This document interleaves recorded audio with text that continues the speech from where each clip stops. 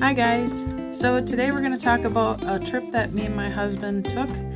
We've never traveled really much at all due to my agoraphobic issues and my DID. But things have been progressing well, and my therapist taught me how to use a GPS.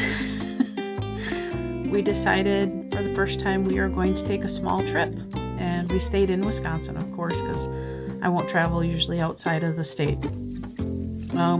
You're going to find out about Spring Valley and our trip to Crystal Cave. You're going to find out that we were in the cave during a tornado warning. You're also going to find out bad hotel experiences with Baldwin in Wisconsin, where we decided to stay for our Crystal Cave trip. There's a short clip in this video about that. I also want to touch basis on trying to sleep in the same room as your spouse. He snores fairly loud, but I managed. Next time I'm going to bring some earplugs though. So yeah, let's get into the experience of Crystal Cave. Find out what it's about. Here we go. This is the first part of our trip, and we're driving along, and the scenery is just gorgeous. I can't say it enough. It's beautiful.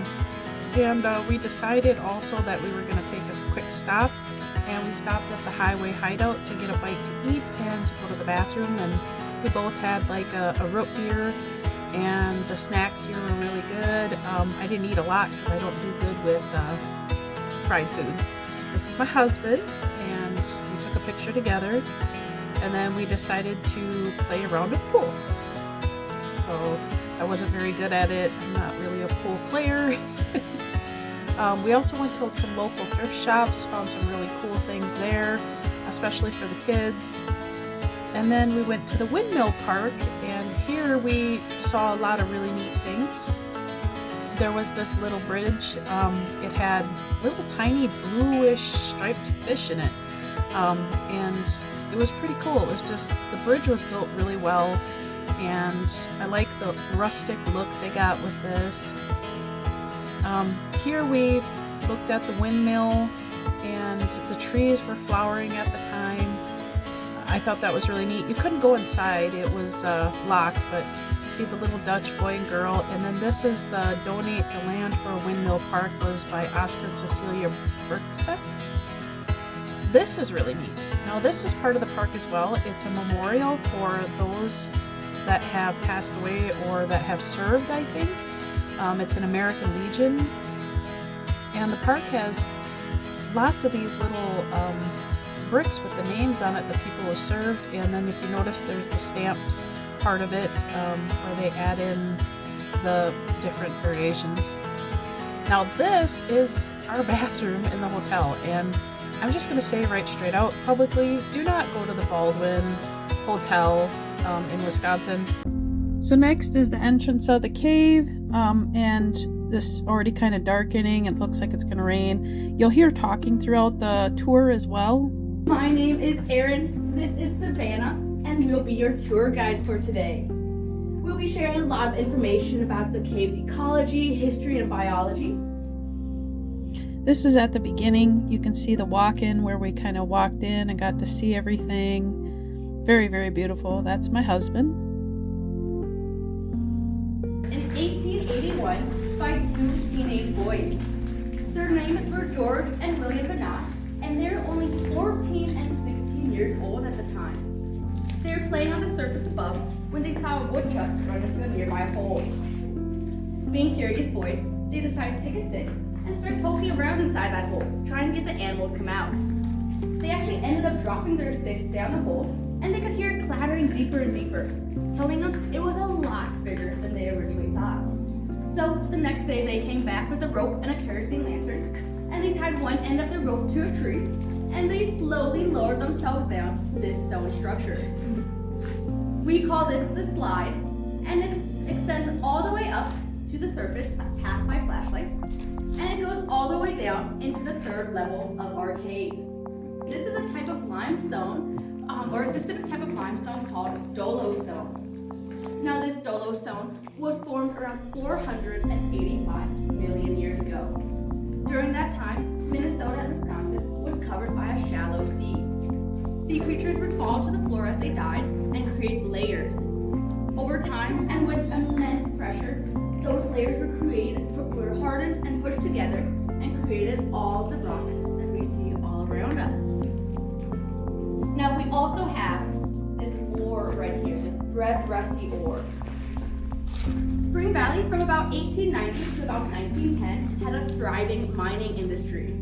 However, they never came down into Crystal Cave to do any mining because this is the largest deposit of ore that we have. It wouldn't have been worth their effort to come and do any mining in this cave. Now we also have a long gray strip right between you guys here on this back wall. This is called chert. Now chert was used by the Native Americans to make arrowheads, spears, and even digging tools because of how sharp it was when you broke it off. Now another name for chert is flint. Does anyone know what flint is commonly used for? Exactly, starting fires. According to local legend, if you walk around this pillar once in a 24-hour period, you will have 24 hours of good luck. But be warned, the legend continues. If you walk around it more than once in a 24-hour period, your good luck will turn to bad luck. I thought that was pretty cool, the whole stories behind the cave. Here you can see water coming down. A very, very pretty, very awesome experience. I felt no nervousness while down in there.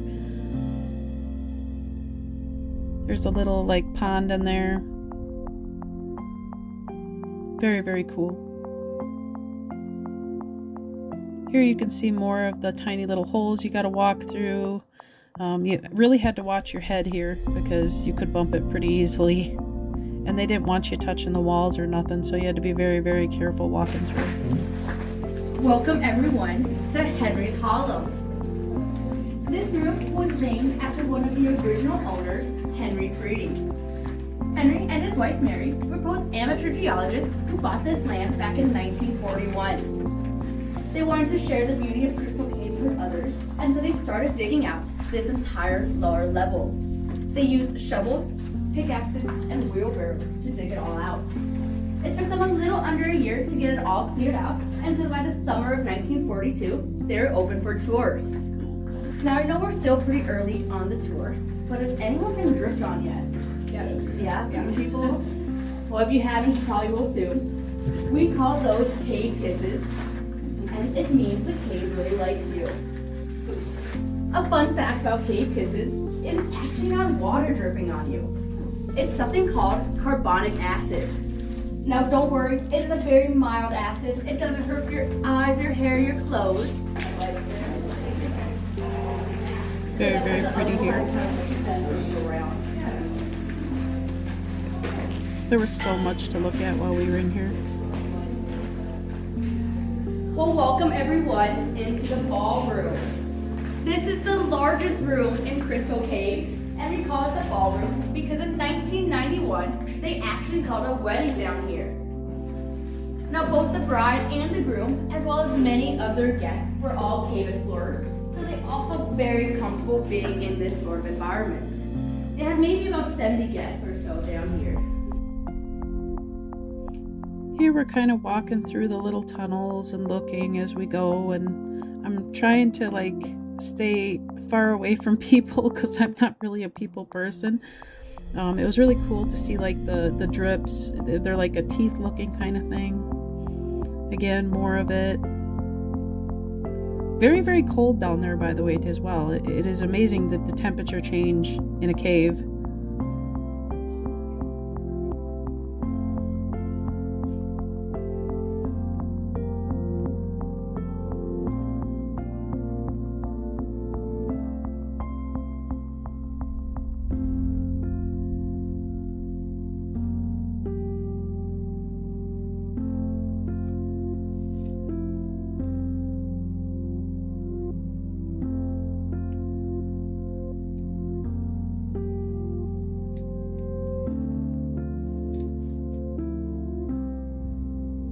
This is called our bat cave.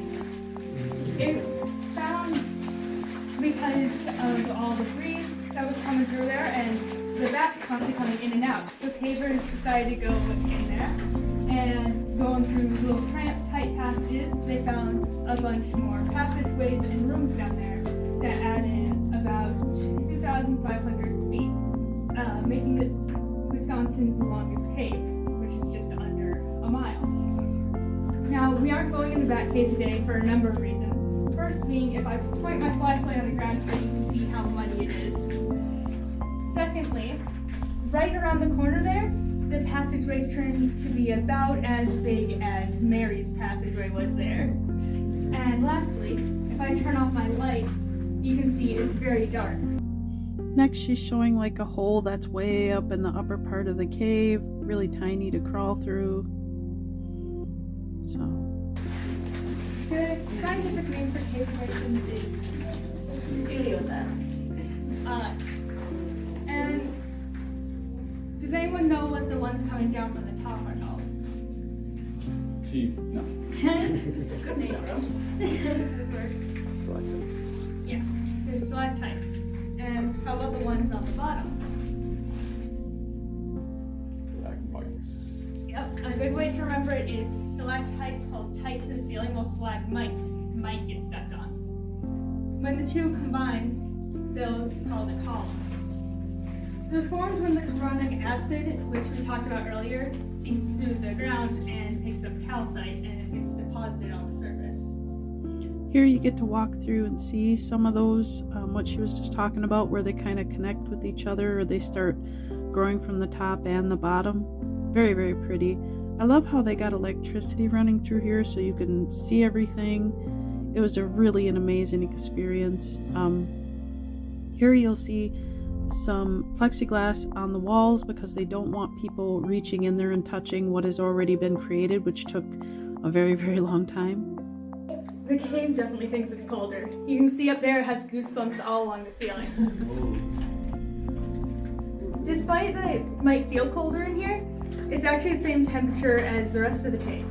A cave's temperature is the average temperature of the area it's in. And here in Wisconsin, with the very hot winters, or very hot summers and very cold winters, which can get to around negative 30 degrees Fahrenheit, the annual temperature is about 50 degrees or 10 degrees Celsius, so that's what it is in the cave year-round. That's why the bats like to be here during the winter when they hibernate, because then it's warmer for the winter and they don't have to deal with all the temperature fluctuations.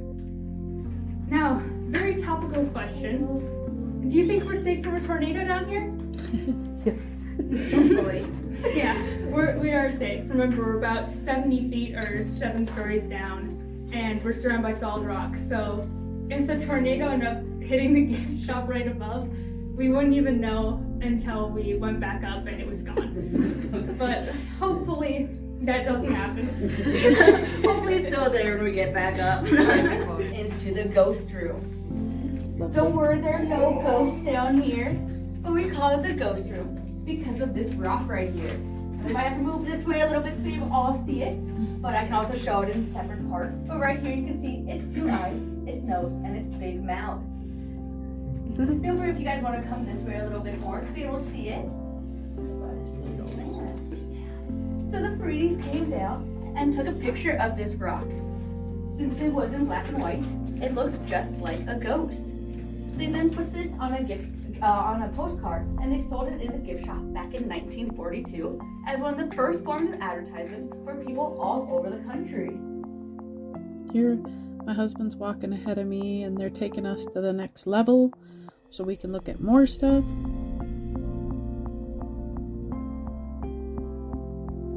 I found because he's so tall, he actually had to dunk his head quite a bit. Here I'm a little nervous because we're starting to get farther in, and I just was kind of worried about my car and what was going to happen, but I was like, okay, try to enjoy this, breathe.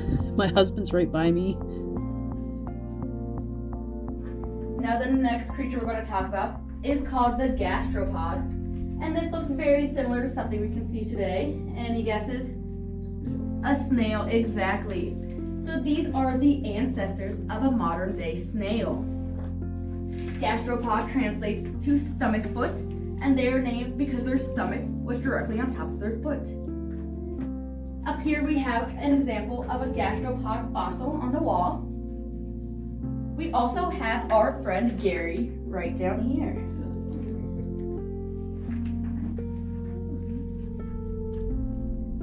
We have an example of a crinoid fossil. Right here next to my thumb, you can see an intact stem of the crinoid, and those little rings all around are the broken apart pieces of that stem. So there's the Native Americans would actually take these and pick them out and use them as beads and jewelry.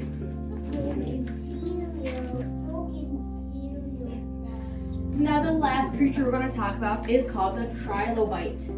The trilobite was named for its 3 vertical lobes, and they would have a lot of hairs and legs all around so that it can scurry along the sea floor.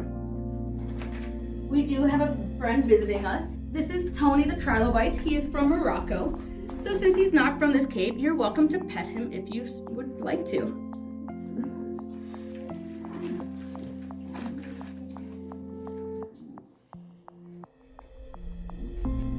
The stories that they tell with this are so amazing. I love how they give stories to each and every room. Here you can see there's more holes with the lighting, and it's just beautiful. It seemed very comforting when I was down there. I didn't seem to be worried about anything too much at all. Welcome everybody to the wish room. What do you notice about the walls? Exactly, yeah. So when Crystal Cave first opened, they had a really fun tradition where you'd come, close your eyes, and make a wish. As you did that, you'd stick a coin in the wall, and if your coin stuck, it meant your wish would come true. As we've learned more about cave conservation, we've stopped doing that, but we believe the magic is still in this room. So if you'd like to make a wish, you're more than welcome to. We will just use the coins that are already in the room. If you notice, they're even up on the ceiling. They were really tall in the 1940s. Stick it right up. It has that really sticky hillite clay that we talked about, so if you threw it up there, there was a good chance it could stick. They also had a ladder in here for a few years, so that's how they got it up to the ceiling. As a thank you, we also have free postcards that you can send to your friends or family. If you fill those out and put them in the comment card box, we will mail those out for you. Now I just need to call up, let them know we're heading back up, and hopefully the gift shop is still there. By the time we got upstairs, the storm had gone through and everything was fine, and it was just a really extraordinary experience. If you are able to visit Crystal Cave, I recommend it. You know, as far as like having a mental illness, try to pick a day that's not crowded. That was our goal. And the tourists or the people that run it are very nice, very understanding. And this is actually some of the jewelry I got for a friend of mine that I'm going to mail to her. And last, we had some ice cream in the end before we went to bed that night. It was kind of a treat, and I very much enjoyed it. So what'd you think of the trip? Awesome trip. Did you have fun? Lots of fun. What was your favorite part? Probably the cave. Cave? Yeah. What'd you like? I like the little tunnels, all the rock formations. It's cool. It was cool. You enjoying the drive back? Yeah, very pretty drive back. Did you have fun? Lots of fun. Did you have fun? Yeah. Good. Though I'm looking forward to going home. I'm tired. I know, I'm ready to. Well, I hope you enjoyed that as much as we did, and I think as time goes on, I'm hoping I'll be able to do a little more and a little more. So that's all I have today, guys, and if you made it through the whole thing, congrats. And leave me a good comment down below saying what you liked best about the whole video. Talk to you later. Loves. Bye.